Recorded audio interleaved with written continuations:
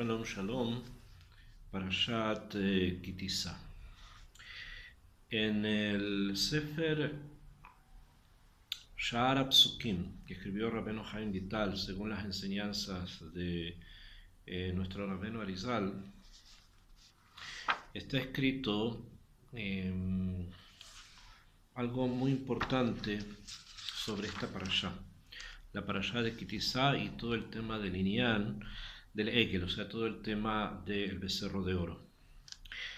Rabbeinu Haim Vital dice lo siguiente: Tzarich ladat kavanat ha'erev rav ma ha'ita ba'asotam ata ze ha'egel. Hay que tener presente, dice, cuál era la kavaná, cuál era la intención del Erev Rav, de esta conglomeración de pueblos, cuando ellos hicieron el Geta Egel, y después Am Israel se unió y se dejó llevar por esta confusión espiritual. Primero hay que entender algo, y que es lo siguiente: en Mitzrayim, en Egipto, el Egipto de la época de Moshe, y antes obviamente en la época de Yosef, era un conglomerado de naciones que habían llegado allí con fines espirituales más profundos. O sea, existía el imperio de Egipto, que no todos nosotros conocemos, del cual hay bastante información, y los egiptólogos han desarrollado toda una historia de los diferentes reinos, dinastías, periodos, etcétera, que han cubierto la tierra de Egipto por bastantes años. Pero en la época en que Moshe estaba allá, se habían juntado justamente en Egipto grupos humanos que venían de otras partes, no solo de Egipto, de todos los confines del mundo conocido, tanto de Babel, como de Grecia, como de Europa, como de Asia, como de África misma, y también la arquitectura similar que vemos en las pirámides de Mesoamérica y también en las de Egipto nos indican que hubo una relación cultural estrecha entre estos dos lugares a pesar de la distancia. En forma simple estamos hablando, obviamente se puede profundizar más sobre estos temas.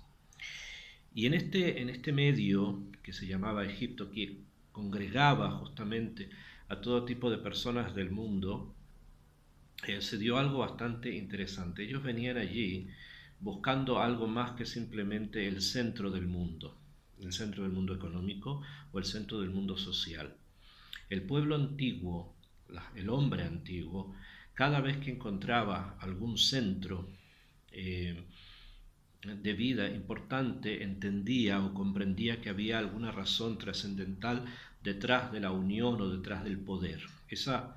Esas ideas trascendentales se matizaban en las diferentes teologías, en las diferentes mitologías que existían en la época. O sea, eso quiere decir que Babilonia no era Stam, una ciudad, sino que había detrás de eso toda una tradición, y así lo mismo pasó con Egipto. Había detrás de Egipto, del Nilo, del faraón, de los dioses egipcios, toda una tradición que indicaba que este lugar tenía una fuerza, tenía un poder especial. Después eso lo vamos a ver también en la tierra de Israel. Pero había un poder especial. Y este poder especial se matizaba allí en diferentes niveles. Y allí, en este lugar, es donde llegaron muchos de los seres, de las personas que habitaban el mundo y que tenían algún tipo de búsqueda espiritual interna. Llegaron allí y vieron al faraón, vieron esa corte, vieron esos palacios, esos dioses, y se dejaron llevar por esa cultura. Cuando aparece Moshe se produce toda una revolución, debido a que Moshe llega y muestra que finalmente toda esa cultura estaba vacía. En términos simples, las makot, las plagas que infiere sobre el pueblo egipcio y sobre su rey, le hacen ver a las personas que estaban reunidas allí que esta cultura no tenía bemet, una realidad substancial, que no tenía un punto espiritual mucho más profundo, que sin embargo Moshe sí lo tenía. Y que lo que proponía Moshe al parecer era bastante más importante y quisieron seguirlo. en el momento en que el pueblo de Moshe, las tribus de Israel salen de Egipto, que ese es el programa, ¿no? Ese es el proyecto original, que ellos salen de Egipto para ir a un lugar, digamos o no, recibir la Torá y después entrar a la tierra de Israel. Eso era un proyecto que comprendía a un grupo especial de personas, que son las tribus de Israel, pero no comprendía al mundo entero. Sin embargo, el mundo entero en esta necesidad de búsqueda espiritual se dejó llevar por un proyecto nacional particular, individual, y se unieron a él, pero desde una cierta lejanía. Esta lejanía es la que nosotros conocemos como el Erev Rab, la congregación de muchos pueblos que estuvieron o salieron con Am Israel de Egipto. Y cuando vieron que Moshe había desaparecido, como dice la Torá, entonces quisieron fabricarse un manhig, un director, un líder nuevo, que sea el que les entregue todas esas ideas espirituales que ellos querían desarrollar, y lo hicieron a través de un becerro de oro. Que después Am Israel se dejó sobornar, se dejó llevar por eso mismo y participaron también de alguna forma en esta misma confusión espiritual. Dice sin embargo Rabbeinu Arizal, esa es la explicación simple de la parashá como hemos conocido en entregas anteriores. Sin embargo, dice acá Rabbeinu Chaim Vital, son las enseñanzas de Rabbeinu Arizal, Sarich ladat kavanat ha'erev rav ma ha'ita be'asotan ata zehai. ¿Cuál era la verdadera intención del Erev Rav cuando quisieron hacer este becerro? Kvar hodaatija bapasuk. Ya nosotros estudiamos en un pasuk. Vayakom melech hadash al Mitzrayim. Y se levantó un rey nuevo sobre Egipto. Inyan Bil'am ve Inyan ha'erev Rav. El tema de Bilam y el tema del Erev Rav. Hem min hasigin behazoama shel Moshe Rabbeinu עליו השלום, אשר נשמתו הייתה מן הדעת עצמו דזרמפין מבחינת מוחין דאבא.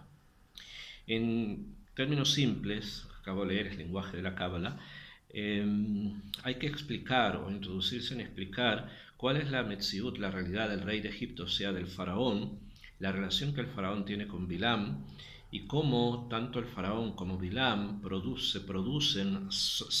resultan de una zoamá, de una impureza que está presente en ciertos pueblos, y que de ellos sale justamente Bilam, los hijos de Bilam, que van a ser los representantes del Erev Rav, los principales representantes de esta congregación de gente, de pueblos, y cómo esto es paralelo del lado de la impureza de la Klipá a la Kedushá de Moshe, nuestro maestro. Para esto el Rav, en la Parashá Shemot, antes explica lo siguiente. Dice, Benodá, tenemos que saber que Korbanó shel Hevel haya tzemer. El Korban de Hevel fue finalmente tzemer, lana, porque él trajo una oveja, las ovejas tienen lana. Beshel Cain haya pishtán, y de Cain fue lino, pishtán. Kemo sheambru Hazal, como dijeron los sabios, como está escrito en los sabios, Pirkei de Rabbi Eliezer lo trae, de bien Shara Mitzvot, también Shara Mitzvot de las mismas escrituras cabalísticas. Ukemo shekatuv beParashat Bereshit, como está escrito en la Parashat de Bereshit, al Inyan Ze, sobre este tema. Ki Hevel shorsho betzemer Elion, porque Hevel estaba enraizado en un concepto cabalístico espiritual que se llama Tzemer Elion, o sea, la lana superior. Belachen nirmas papasuk ze shem Hebel beshem korbano. Y por eso en un pasuk que acaba de traer están aludidos tanto Hebel como el Tzemer, que es su origen, es su shoresh.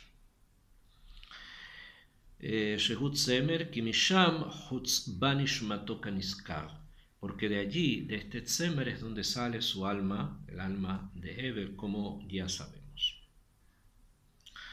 Belachen otiot Tzemer shebahen belashon targum ambra, y por eso la palabra Tzemer, lana, son parte de las letras de la palabra Amram, que Amram es el padre de Moshe, Anirmas papasuk de Kaniskar, Belajen otiot semer shebajen, Belashon targun ambram, como dijimos. Begam hen nitjalfu benasu ambram, que también las letras de Ambra, que en arameo significa lana, las encontramos en el nombre de Amram, el padre de Moshe Rabenu.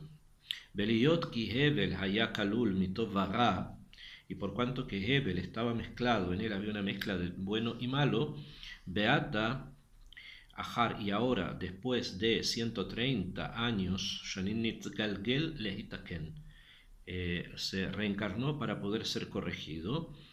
Ve'uvrar hatov shevo letzad had, y se corrigió, se fue escogido lo bueno a un lado, shevo ve'ara shevo letzad acher, y lo malo de él hacia otro lado.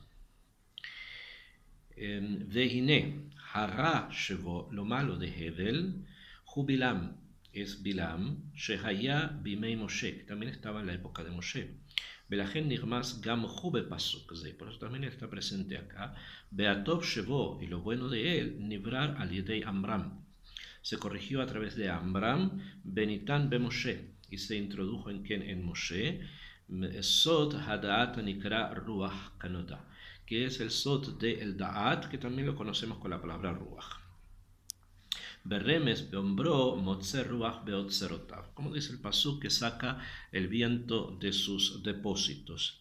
Ki Ambran hotzi rujo shel Moshe, porque Ambran fue el que sacó el espíritu de Moshe, Hatov, de lo bueno, shehaya ganus beotzarot ha'elyonim, que estaba guardado en los otzarot más superiores.